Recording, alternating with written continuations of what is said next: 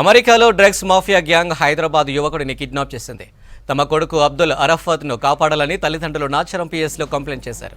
గత సంవత్సరం మే నెలలో చదువు కోసం అరఫత్ అమెరికా వెళ్లాడని తెలిపారు తండ్రి సలీం. ఫోన్ చేస్తే లిఫ్ట్ చేయకపోవడంతో తెలిసిన బంధువుల సహాయంతో విచారణ చేసి అక్కడి స్టేషన్లో ఫిర్యాదు చేసినట్టు చెప్పారు.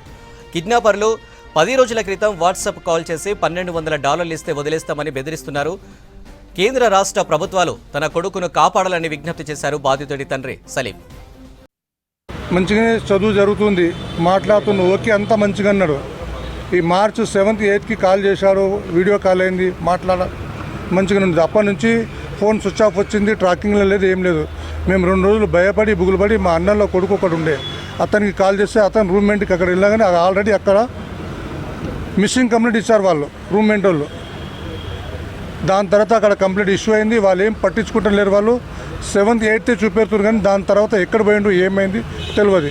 మళ్ళీ 10 days తర్వాత ఈ కాల్ వచ్చింది ఒకటి, ఏమని మీ బాబు మా దగ్గర ఉండు అంటే వాట్సాప్ చాట్లే, వేరేదేం లేదు. వాట్సాప్ ఇంగ్లీష్ నాకు రాదు, మా బాబు చూశాడు, దాంట్లో ఏంది $1200 పంపించండి అన్నాడు. దాని తర్వాత మళ్ళీ పెట్టేశారు.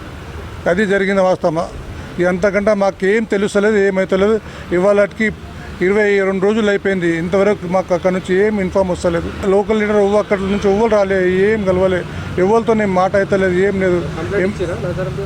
నాట కంప్లైంట్ పిఎస్ కంప్లైంట్ ఇచ్చాము, ఇవాళనే వచ్చింది ఇక్కడ. ఇక దాని తర్వాత మాకు ఏం ఇన్ఫర్మేషన్ ఏమి ఇస్తలేరు వాళ్ళు. ప్లీజ్ మీ ఛానల్ తరఫు నుంచి తెలంగాణ గవర్నమెంట్కి, స్టేట్ గవర్నమెంట్కి ఫిర్యాదు అప్పీల్ చేస్తున్నాము. ప్లీజ్ మా బాబుకు అడ్రస్ ఎక్కడుందో